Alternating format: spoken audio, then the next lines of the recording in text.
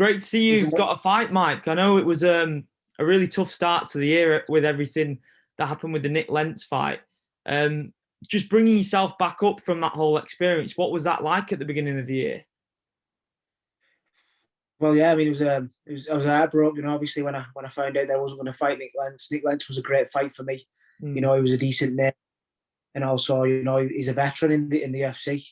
And for me to get that fight to boost my profile a little bit, I expected to go and win that fight, and obviously it got took away from me a week before I was supposed to fight. So, yeah, I was heartbroken, and it was tough.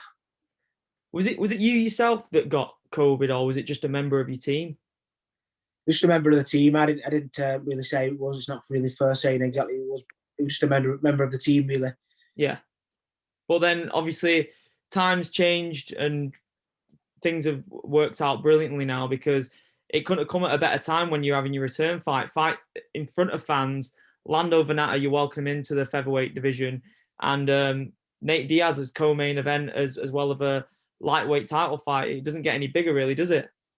Yeah, like I said, I mean, I said it before. After the fight that I was supposed to have with Nick Lentz, I said maybe it's a blessing in disguise, really. And I couldn't have asked for being on a better card this year, 262, which is like you said, Nate Diaz and Edwards is in, and main event is Mrs. Oliveira for the lightweight title, plus Tony Ferguson. So it's a great card to be on. Mm. And for me to get Lando Vannata, Vannata's obviously an exciting fighter to watch, and also he's a decent name. He's fought Tony Ferguson, he's fought some household names. Yeah. So I'm excited to go out there and fight him and put on a performance and make a statement myself. It's a long overdue.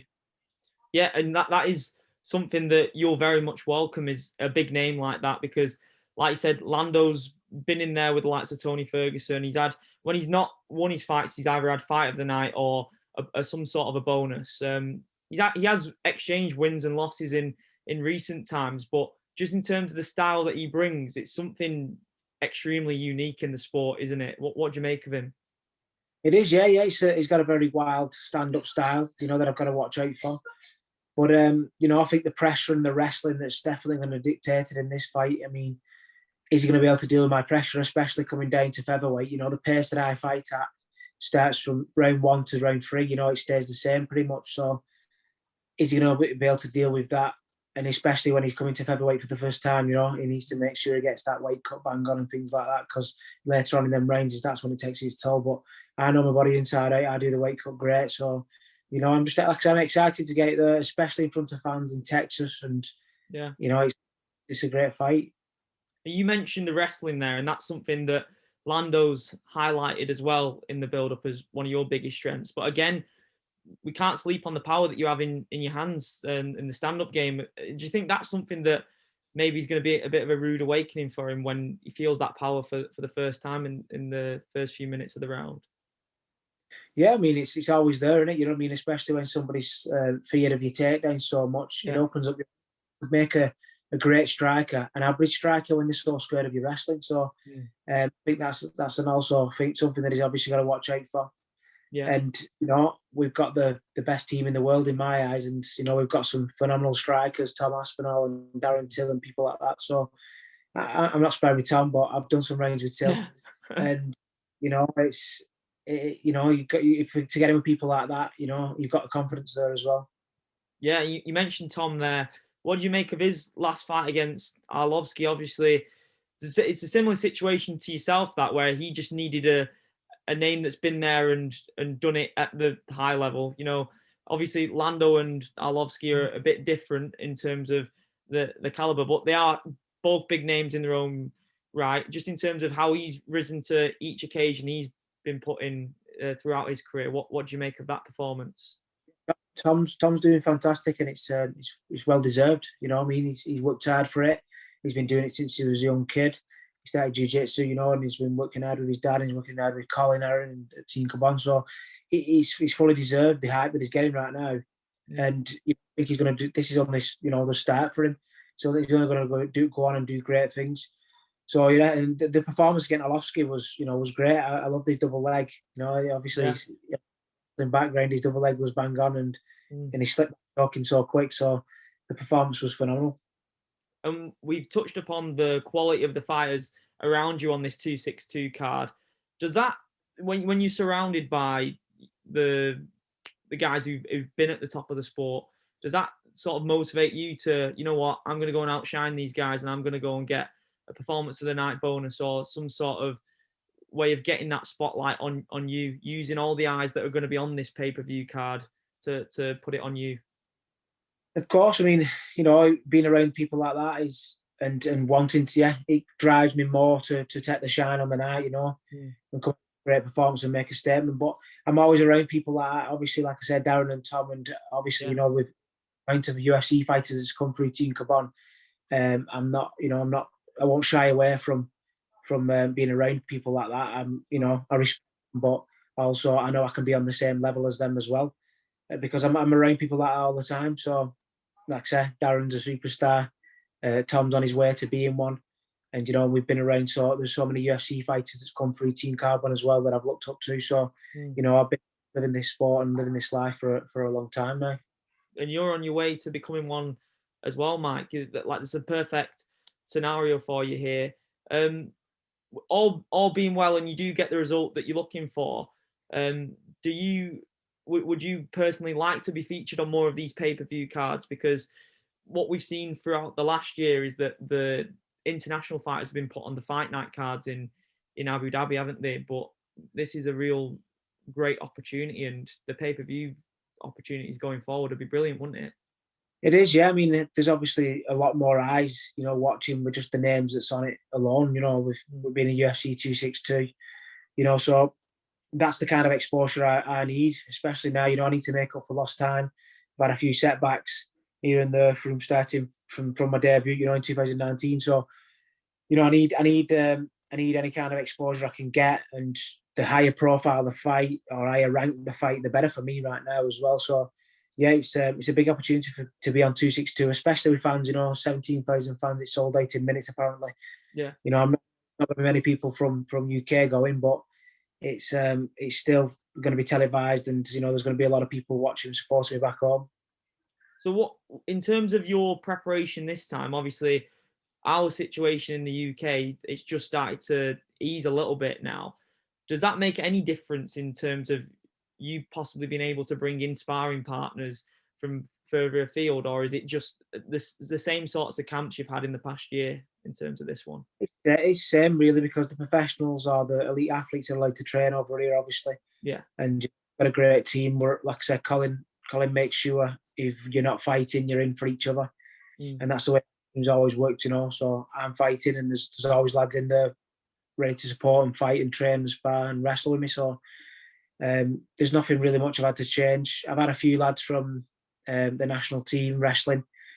They've been coming down and wrestling with us as well. So that's been great having them down. But all the teams stuck together throughout this pandemic, and we trained hard together throughout everyone's fights. It was unfortunate as well for Till, wasn't it? Obviously, it was meant to be his moment this weekend against Marvin Vettori. Just obviously you being close to him, how's he took that, and do you expect to see him back later in the year? I mean, Till's going to do everything obviously he can to make sure his rehab's correct, and obviously recovery's right. So he's professional. He's professional in them ways, and I'm pretty sure he's going to want to get back fighting as soon as he possibly can. Yeah. I mean, he's borderline getting the title fight, and I'm sure he is. After winning Vettori, if he won Vettori, he was going to go against Vettori. But I mean, he'll be back in the mix very soon, I'm pretty sure. And then a couple of weeks back, we were meant to have a featherweight world title fight between Volkanovski and Ortega. Yeah. That's now been reported that those guys are going to coach the Ultimate Fighter. Just in terms of how you see that matchup happening, and then obviously we've got Holloway coming off the back of that performance against Calvin Kattar. How do you see that dynamic at the top of the division? Yeah, I mean, I think Holloway's performance was class. I mean, he was definitely in the zone there, and he was flowing. His boxing was unreal. So that was great, a great performance from him. Volkanovski and Ortega. I mean, Volkanovski brings a great game plan to every fight. I think he fights really well. He's got a good fight IQ, and he fights smart. But Ortega is obviously very dangerous everywhere, let's say. So it's a tough fight that to call. It is. I'd probably call Volkanovski though, because I think he does put things together very well, and he's although I think Ortega's ground is probably going to be better. Is he going to be able to get him down? I think Volkanovski's get-ups and takedown defense is good as well. So it's a tough fight to call, but if I was going to call, it's going to go Volkanovski, I'd say. And then we're just looking at your card as well. Obviously, we talked about some of those fights. Fellow countryman Leon Edwards getting that big opportunity as well, because again, he's put together an incredible record, but maybe because he's not been as active as he's wanted to be, he's not been able to get that world title shot yet. A win over Nate Diaz will definitely do that. How do you see that one going? I think obviously Leon's had a bit of a bad luck, really. Throughout his career, he's racked up some great wins, and he's gone on a massive unbeaten streak. And I think he does deserve the title shot. But yeah, he's also, you can't knock him for taking Nick Diaz, which is obviously Nate Diaz. Yeah. Yeah. Taking that profile fight, really. I mean, it's a big fight, isn't it, for anyone really that fighting.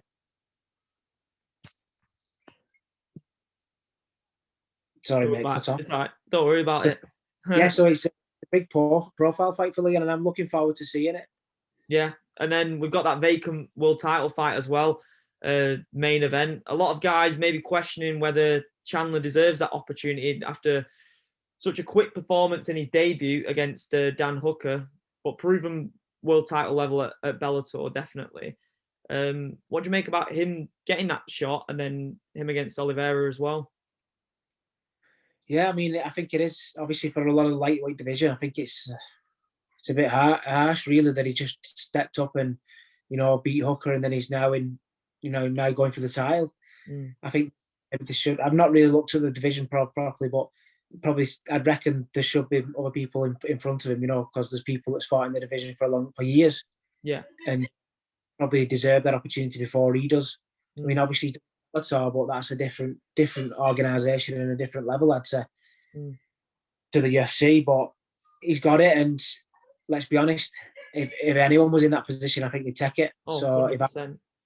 and I'm sure a lot of the lightweights in that division, in that situation, would take it as well. So you can't knock him for taking it. And then just for you now, Mike, what's your schedule like for the next few weeks? Are you flying out to Texas the week before, or are you going to go a bit earlier to acclimatize over there? I'll go out there for the 9th of May, so I'll get there a week early. Yeah. I mean, obviously from now to then, it's just training hard, which training's been great. We, like I said, Till was obviously supposed to be fighting this weekend, and he was supposed to be fighting a 5-round fight. So obviously training goes up a little bit when somebody's fighting a 5-round fight. So we've been doing all the same training. I've been doing all the same training he's been doing.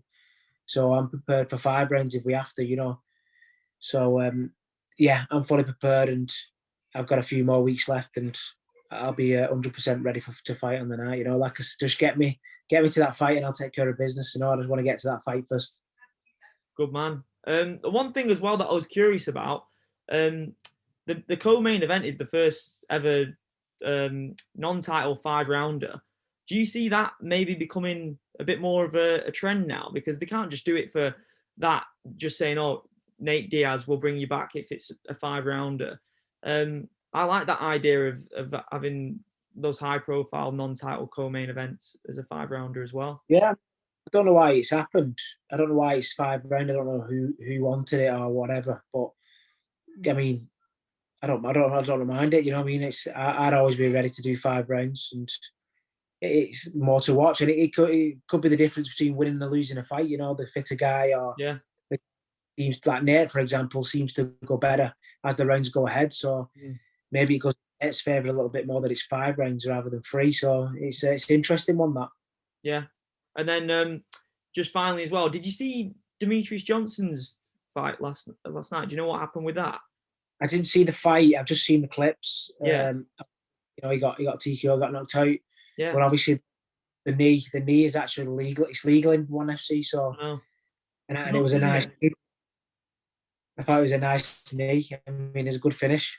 I mean, what do you think about that? The fact that the rules, the variation of the rules are so different for that promotion, and then for the unified rules in the UFC, it's completely different. The need to a It is, yeah. grounded opponent. I don't know how you can take that, because there's little you can defend against it.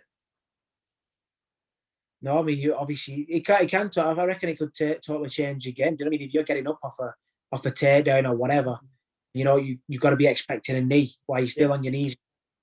It can change the way you're getting up. It can change whether you're going to shoot back in for a leg attack straight away, or it definitely changes your mindset in them situations. So yeah, I suppose it's different. Yeah, I mean, I think I'll stick to the UFC ones maybe. But yeah, because yours obviously is a wrestling based game plan for the most part. And do you not think if we had those sort of pride rules back, it would kind of push wrestlers away from maybe doing a lot of things that they'd want to do? I mean, it could do, but then again, if you take someone down and then you just stand up and start stomping them, I mean, yeah, it could also go in the wrestler's favor as well. Yeah, it's crazy, isn't it? Well, yeah, I agree with you. I think the UFC rules definitely are more clean cut. I think there's no questions, or there's definitely not as many questions about whether a win is valid in comparison to that. Because, like I said, the argument could be that the opponent is just in a position where they can't defend themselves, and the only option is to take the knee to the head. Yeah. It's a tough one. I mean, actually, I would still fight both as long as the money.